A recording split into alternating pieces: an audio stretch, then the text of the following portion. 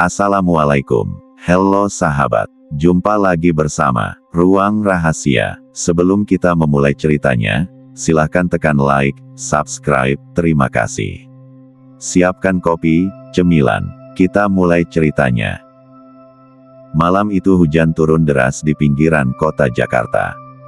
Di bawah guyuran hujan, sebuah mobil tua berhenti di depan rumah sederhana di ujung gang sempit. Dari dalam mobil, keluar seorang pria bernama Bagas, bersama istrinya Dewi, dan dua anak mereka, Nisa dan Rafa. Mereka baru saja menempati rumah kontrakan baru setelah pindah dari kota sebelumnya. Rumah itu tampak biasa saja, dengan dinding cat putih yang mulai mengelupas dan halaman kecil di depan. Namun ada sesuatu yang membuat udara di sekitarnya terasa dingin dan berat. Akhirnya sampai juga, kata Bagas sambil menatap rumah itu dengan napas lega. Dewi tersenyum kecil, meski wajahnya tampak ragu. Kok sepi banget? Ya, Mas. Tetangga nggak kelihatan sama sekali, ujarnya pelan. Bagas menenangkan, mungkin karena hujan.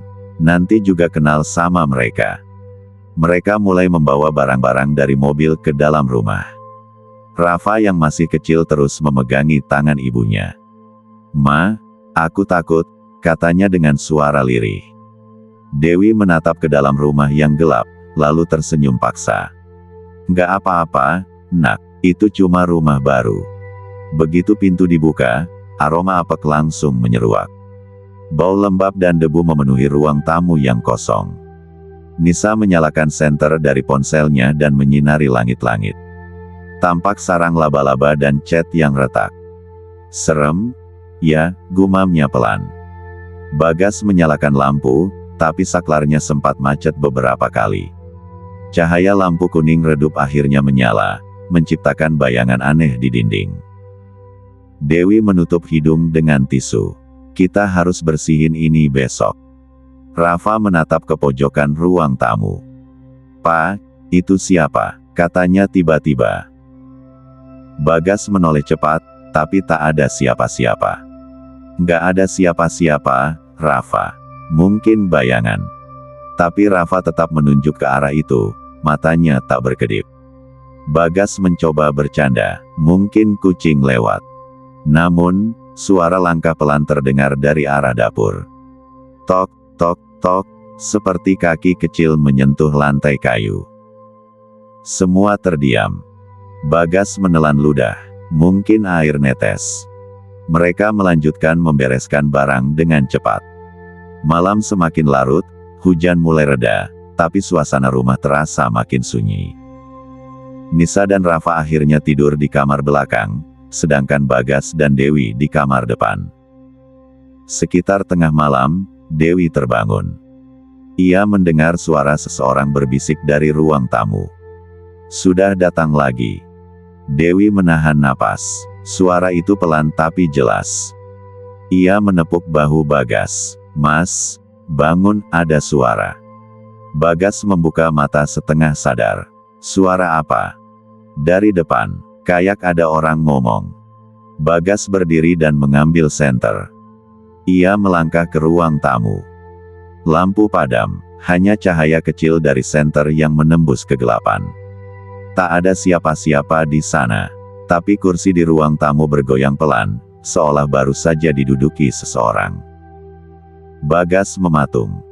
"Mas," suara Dewi dari belakangnya bergetar. Tiba-tiba, pintu depan berderit pelan, dan menutup sendiri dengan suara keras, "Brakk." Ada bayangan, berdiri di belakang ibu tadi. Dewi menoleh cepat. "Kamu jangan bercanda, Nisa." "Aku nggak bercanda, Bu." Bayangannya tinggi, rambutnya panjang banget. Malam itu mereka tak bisa tidur lagi. Raffi memutuskan untuk membaca doa dan memutar radio kecil di ruang tamu agar tak terlalu sunyi. Tapi bahkan di sela musik pelan itu, mereka sesekali mendengar langkah kaki dari loteng. Krek, krek, seolah ada seseorang sedang berjalan pelan di atas mereka. "Mungkin tikus," ujar Bagas mencoba meyakinkan diri sendiri. Tapi langkah itu terlalu berat untuk seekor tikus. Pagi datang dengan suasana muram. Dewi duduk di teras sambil menyeruput teh, matanya sayu karena kurang tidur. Seorang ibu tua lewat di depan gang. Dewi menyapanya ramah. "Bu, selamat pagi. Saya baru pindah ke sini." Ibu itu berhenti sejenak, menatap rumah Dewi dengan ekspresi aneh. "Oh, rumah itu ya?" katanya pelan. "Iya, Bu. Kenapa?" tanya Dewi heran. Ibu itu hanya tersenyum kaku. "Nggak apa-apa, hati-hati aja, Mbak." Setelah itu, ia berjalan pergi tanpa menoleh lagi. Dewi menatapnya sampai hilang di tikungan gang. Hatinya mulai tak tenang. Siang harinya, Bagas memanggil tukang listrik untuk memperbaiki lampu yang sering mati. Tukang itu memeriksa kabel di ruang tamu dan bergumam pelan, "Aneh, instalasinya masih baru." "Baru?" Bagas heran. "Tapi rumah ini sudah lama kosong, kan?" Tukang itu menatapnya sebentar, lalu menunduk. "Saya pernah kerja di sini dulu, Pak. Waktu penghuninya yang lama masih tinggal." "Lalu kenapa mereka pindah?" Tukang itu terdiam. "Nggak pindah, Pak, meninggal." Bagas tertegun. "Meninggal?" "Iya, katanya, semua penghuni dulu ditemukan nggak sadar di kamar belakang. Satu-satunya yang selamat cuma anak kecil. Tapi katanya, anak itu, sekarang nggak waras." Bagas menelan ludah. "Kenapa bisa gitu?" "Nggak tahu pasti, Pak. Tapi sejak itu, nggak ada yang mau ngontrak sini lagi." Setelah tukang itu pergi, Bagas tak menceritakan apapun pada Dewi. Ia tak ingin membuat istrinya panik. Sore menjelang malam, hujan kembali turun. Angin membawa suara gemericik air ke dalam kamar anak-anak. Rafa menggambar sesuatu di buku kecilnya. Nisa memperhatikan dari samping. "Kamu gambar apa, Dik?" Rafa menjawab polos, "Gambar tante yang suka berdiri di dekat jendela." Nisa langsung merinding. "Tante?" "Iya, tadi siang dia liatin aku main. Rambutnya panjang, mukanya pucat." Nisa menutup buku itu cepat-cepat dan berlari ke ruang tamu. "Bu!" Rafa lihat sesuatu di jendela. Serunya panik. Dewi berlari ke kamar anak-anak, tapi di jendela hanya ada tirai basah menempel karena hujan. "Rafa, nggak ada siapa-siapa, Nak." Rafa menatap ke arah tirai. "Sekarang dia ngumpet, Ma, di belakang kain itu." Dewi perlahan menyingkap tirai, dan di balik kaca, ada wajah pucat dengan mata hitam pekat menatap langsung ke arahnya. Dewi berteriak histeris begitu wajah pucat itu lenyap di balik tirai. Bagas segera datang berlari, melihat istrinya terduduk di lantai dengan tubuh gemetar. "Ada apa, Dewi?" Dewi menunjuk ke jendela. Ada wajah, Mas. Perempuan." Dewi langsung menengok keluar. Tak ada siapapun di halaman. Tapi tanah di bawah jendela tampak basah, dan ada bekas telapak kaki kecil di situ, seperti jejak anak-anak. Namun, jejak itu tidak mengarah keluar pagar, melainkan berhenti di dinding. Bagas memeriksa dinding itu, dan anehnya, permukaannya dingin seperti es. Malam itu, mereka memutuskan tidur bersama di ruang tamu. Lampu tetap menyala, tapi tetap saja udara di dalam rumah terasa berat. Rafa berbaring di pangkuan Dewi, sementara Nisa memeluk bantal erat-erat. Bagas berusaha membaca doa pelan-pelan. Angin tiba-tiba berhembus dari arah dapur, membuat lampu bergoyang. Dari celah pintu dapur, tampak bayangan hitam melintas cepat. Dewi memejamkan mata. "Mas, tolong jangan biarin aku buka mata." Tapi Bagas berdiri perlahan, menatap ke arah dapur itu. Lantai dapur berderit, seolah ada seseorang melangkah di sana. "Siapa di sana?" Bagas bersuara tegas, meski suaranya bergetar. Tak ada jawaban, hanya bunyi air menetes dari keran yang bocor. Ketika Bagas melangkah lebih dekat, sesuatu berlari cepat melewatinya. Udara berubah dingin tiba-tiba, seperti ada hembusan dari liang bawah tanah. Di dinding dapur, ia melihat sesuatu yang belum pernah diperhatikan sebelumnya, sebuah pintu kecil di bawah meja. "Mas, jangan dibuka," bisik Dewi dari jauh. Tapi rasa penasaran mengalahkan rasa takutnya. Bagas menunduk, menarik gagang pintu kecil itu. Bau busuk menyengat langsung keluar, membuat matanya berair. Di dalam, tampak ruang sempit seperti lorong bawah tanah yang gelap. "Ini apa, Dewi? Kenapa ada lorong di sini?" Dewi hanya menggeleng, menutup mulut dengan tangan. Bagas menyorotkan senter ke dalam lorong itu. Ada sesuatu di ujungnya, seperti boneka lusuh yang tergantung dengan tali di leher. Tapi boneka itu perlahan bergerak, berayun pelan ke kanan dan kiri. Bagas menutup pintu itu cepat-cepat. "Kita nggak boleh ganggu tempat itu," katanya mantap. Malam itu mereka tak tidur sama sekali. Dini hari menjelang, dari arah kamar belakang terdengar suara langkah pelan. Tok, tok, tok, seperti kaki telanjang di lantai basah. Nisa menggenggam tangan ibunya erat. "Bu," suaranya dari kamar yang belakang itu. Bagas menatap ke arah pintu kamar belakang yang tertutup. "Jangan dibuka, Mas," bisik Dewi. Tapi perlahan, gagang pintu itu mulai berputar sendiri. Bagas berdiri kaku, lampu berkedip-kedip. Pintu itu terbuka perlahan, menimbulkan suara berderit panjang. Dari kegelapan kamar itu, muncul suara perempuan berbisik, "Kalian menempati rumahku." Suara itu halus, tapi terasa menusuk sampai ke tulang. Rafa menjerit sekeras-kerasnya, membuat semuanya kacau. Bagas menutup pintu dengan keras, lalu menyeret lemari kecil untuk mengganjalnya. Setelah itu, tak ada suara lagi. Hanya hembusan napas berat dari balik pintu. Pagi datang dengan langit kelabu. Tapi di dinding kamar belakang, kini muncul tulisan merah samar seperti darah, "Kembalikan dia." Bagas duduk di ruang tamu pagi itu, wajahnya pucat dan mata merah karena tak tidur semalaman. Tulisan di dinding kamar belakang sudah ia hapus, tapi bekas samar warnanya tetap tak mau hilang. "Mas, aku nggak kuat tinggal di sini," kata Dewi dengan suara serak. "Aku tahu, Dewi, tapi kita belum punya tempat lain," jawab Bagas pelan. "Tapi rumah ini, bukan rumah biasa," bisik Dewi sambil memeluk Rafa. Nisa duduk diam di kursinya, menatap kosong ke arah kamar belakang. "Dia belum pergi, Pak," katanya tiba-tiba. "Siapa, sayang?" "Perempuan itu. Tadi malam dia duduk di sampingku waktu aku mau tidur." Bagas menatap anaknya dengan cemas. "Kamu mimpi, ya?" Nisa menggeleng. "Enggak, Pak, aku bisa cium baunya, bau tanah basah." Bagas menarik napas panjang, lalu berdiri. "Aku mau cari tahu tentang rumah ini." Ia berjalan ke rumah ibu tua yang kemarin sempat menegurnya di depan gang. Rumah wanita itu tampak sederhana, dengan tanaman rimbun di halaman. "Permisi, Bu," panggil Bagas pelan. Ibu tua itu keluar dengan pandangan waspada. "Oh, kamu penghuni baru rumah itu, ya?" Bagas mengangguk. "Iya, Bu, saya cuma mau tanya-tanya, ada apa sebenarnya dengan rumah itu?"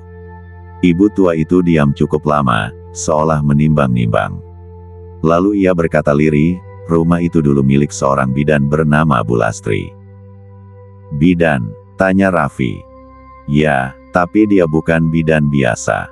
Katanya dia juga pinter, bisa ngobati orang, tapi juga bisa ngambil sesuatu." "Ngambil? Ngambil roh?"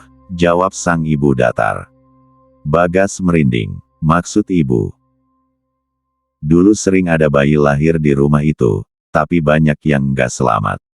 Orang bilang, Bu Lastri menukar nyawa bayi-bayi itu buat memperpanjang umurnya sendiri." Bagas tertegun mendengarnya. Sampai suatu malam, dia meninggal mendadak. Tapi setelah itu, orang-orang masih sering lihat sosok perempuan mirip dia berkeliaran di sekitar rumah. Ibu tua itu menatap Bagas tajam. "Kalau kamu dengar suara nangis bayi dari kamar belakang, jangan pernah jawab. Jangan sekalipun." Bagas menelan ludah. "Terima kasih, Bu." Ia pulang dengan langkah berat. Sesampainya di rumah, Dewi menyambutnya dengan wajah tegang. "Mas, waktu kamu pergi, aku dengar suara tangisan dari kamar belakang." Bagas langsung pucat. "Kamu jawab." Dewi menggeleng cepat. "Enggak," tapi Nisa hampir buka pintunya. "Di mana Nisa sekarang?" "Di kamarnya sama Rafa." Bagas berlari ke kamar anak-anak. Nisa duduk di lantai sambil menggambar lagi. Di kertasnya, tergambar sosok perempuan berambut panjang menggendong bayi. "Itu siapa yang kamu gambar?" tanya Bagas pelan. Nisa tersenyum tipis. "Itu Tante Lastri. Dia bilang dia kangen anaknya." Bagas mematung, darahnya seperti berhenti mengalir. "Dia juga bilang, anaknya ada di sini," lanjut Nisa sambil menunjuk ke arah kamar belakang. Tiba-tiba, terdengar suara ketukan 3 kali dari arah pintu kamar itu. Tok, tok, tok. Semuanya menatap ke arah pintu yang tertutup rapat itu. "Mas, jangan buka," teriak Dewi. Tapi pintu itu terbuka sendiri perlahan, udara dingin menyusup ke seluruh rumah. Dan di ambang pintu, berdiri sosok perempuan berambut panjang, mengenakan baju kebaya lusuh, menggendong sesuatu yang terbungkus kain putih basah, bayi yang menangis tanpa suara. Dewi menjerit dan menutup mata Nisa serta Rafa, tapi anak-anak itu sudah sempat melihat sosok di depan pintu. Wajah perempuan itu pucat kehijauan, matanya kosong, dan di pelukannya bayi yang menggeliat perlahan. Dari tubuhnya menetes air seperti baru keluar dari kubur basah. "Kalian menempati rumahku," bisiknya dengan suara parau. Bagas berdiri mematung, tubuhnya kakus seperti batu. Kami nggak tahu, Bu. Kami cuma ngontrak." Suaranya bergetar. Perempuan itu mengangkat kepala perlahan. "Anakku, masih di sini." Bayi dalam gendongannya tiba-tiba berhenti menangis. Suara itu berganti dengan isak lirih di seluruh ruangan, seolah banyak bayi menangis bersamaan. Dewi menjerit dan memeluk anak-anaknya, sementara Bagas membaca doa keras-keras. Lampu ruang tamu padam mendadak. Rumah itu gelap gulita, hanya senter kecil di meja yang memberi cahaya samar. Dalam cahaya itu, terlihat bayangan perempuan itu melangkah mundur, masuk ke dalam kamar belakang, lalu menghilang begitu saja. Bagas menutup pintu kamar itu dengan cepat dan memaku gagangnya dari luar. Malam itu, mereka duduk saling berpelukan di ruang tamu tanpa suara. Hujan turun deras lagi, angin membuat jendela berderak keras. Setiap kali kilat menyambar, mereka melihat bayangan seseorang berdiri di luar rumah, tepat di depan pagar. Bayangan itu tak pernah bergerak, hanya menatap ke arah mereka. Pagi datang dengan tubuh lelah dan mata sembab. Bagas memutuskan pergi ke rumah pengurus RT setempat, untuk mencari informasi resmi soal rumah itu. Di sana, pengurus RT menunjukkan arsip lama. Iya, rumah itu dulu milik Bu Lastri. Tapi setelah kejadian tahun 1998, rumah itu disita dan lama kosong. "Kejadian apa, Pak?" tanya Bagas tegang. "Bu Lastri ditemukan tewas gantung diri di kamar belakang. Tapi yang aneh, di tempat itu juga ada 5 kain kafan bayi, semuanya kering, padahal malam itu hujan deras." Bagas merasa darahnya membeku. Ada yang bilang, dia mencoba memanggil arwah bayi-bayi yang pernah dia ambil untuk dikembalikan. Tapi malah jiwanya sendiri yang terperangkap. Pengurus RT itu menatap Bagas prihatin. "Kalau saya boleh saran, Pak, sebaiknya segera pindah." Bagas mengangguk lemah dan segera pulang. Tapi sesampainya di rumah, sesuatu telah berubah. Semua foto keluarga di dinding terjatuh ke lantai. Di ruang tamu, bau anyir menyengat menusuk hidung. Dewi dan anak-anak tak ada di sana. Dewi, Nisa, Rafa, Raffi berteriak panik. Dari dapur, terdengar suara nyanyian lembut, suara perempuan. "Nina Bobo, oh Nina Bobo." Bagas menelan ludah dan berjalan perlahan ke arah dapur. Di meja makan, Dewi duduk membelakangi, menggendong sesuatu di pelukannya. Dewi, kamu ngapain? Dewi menoleh perlahan, matanya kosong. Dia nangis, aku gendong biar tenang, katanya datar. Di pelukannya bukan bayi, melainkan boneka lusuh berlumur tanah. Bagas mencoba mendekat, tapi tiba-tiba Dewi menjerit keras dan melempar boneka itu ke lantai. Boneka itu pecah di bagian kepala, dan dari dalamnya mengalir cairan hitam kental seperti darah busuk. Nisa dan Rafa muncul dari kamar, wajah mereka pucat ketakutan.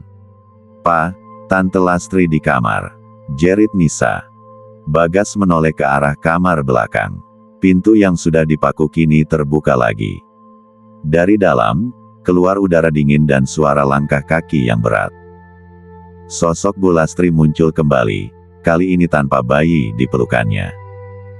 "Anakku sudah kembali, sekarang gantian kalian," katanya pelan, sambil menatap mereka dengan mata hitam pekat. Lantai rumah mulai bergetar, dan suara tangis bayi memenuhi seluruh ruangan, membuat kaca jendela bergetar seperti hendak pecah. Rumah itu berguncang hebat, seperti ada sesuatu yang bergerak di bawah tanah. Lampu berkedip cepat, dan suara tangis bayi semakin nyaring, menggema dari seluruh penjuru ruangan. Dewi menutup telinganya sambil menangis. "Mas, tolong kita keluar dari sini." Bagas menggenggam tangan anak-anak dan menarik mereka menuju pintu depan. Tapi pintu itu tak mau terbuka, seolah terkunci dari dalam oleh kekuatan yang tak terlihat. "Buka, buka," Bagas menendang keras-keras, tapi pintu hanya bergeming. Dari arah kamar belakang, suara langkah kaki semakin mendekat. Tok, tok, tok. Nisa berteriak histeris. "Dia datang, Pak." Bagas memeluk anak-anak dan menatap ke arah lorong gelap itu.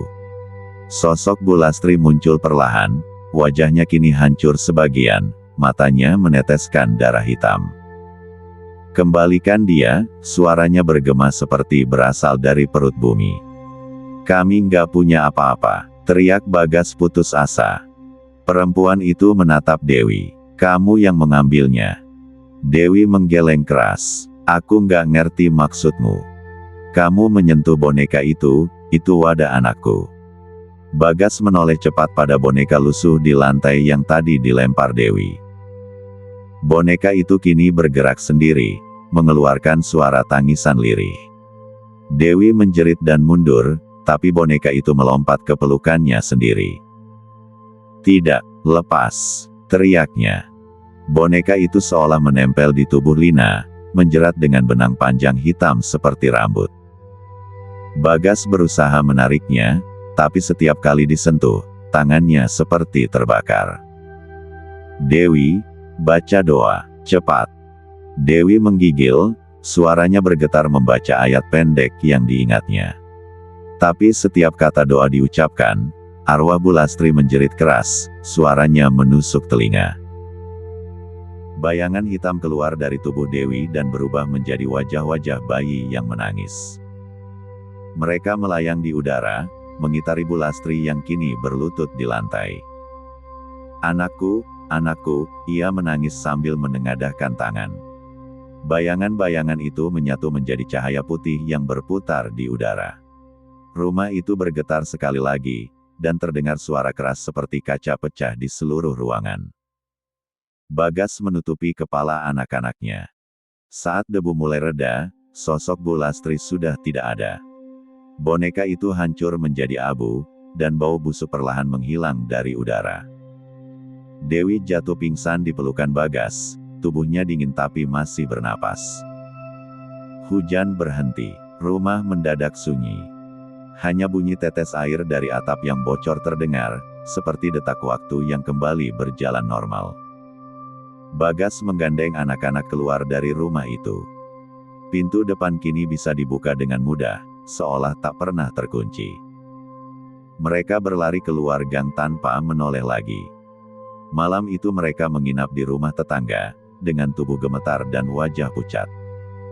Keesokan paginya, Bagas kembali ke rumah itu bersama ketua RT untuk mengambil beberapa barang. Tapi yang mereka lihat hanya puing hangus di bagian dalam. Rumah itu tampak seperti baru terbakar dari dalam, padahal semalam tak ada api sama sekali. Di dinding ruang tamu, hanya tersisa satu tulisan arang yang samar, "Terima kasih telah mengembalikan mereka." Bagas menatap lama tulisan itu sebelum akhirnya memutuskan pergi. Mereka tak pernah kembali ke rumah itu lagi. Bertahun-tahun kemudian, rumah kontrakan di ujung gang itu tetap kosong. Orang-orang yang lewat kadang mendengar suara bayi menangis di malam hari, atau nyanyian lembut dari dalam rumah gelap itu. Tapi tak ada yang berani mendekat, karena semua tahu, rumah itu masih dijaga oleh sosok bidan tua yang kehilangan anaknya. Dan setiap kali hujan turun deras, konon terlihat bayangan seorang perempuan di jendela, menggendong sesuatu yang kecil, sambil tersenyum ke arah jalan.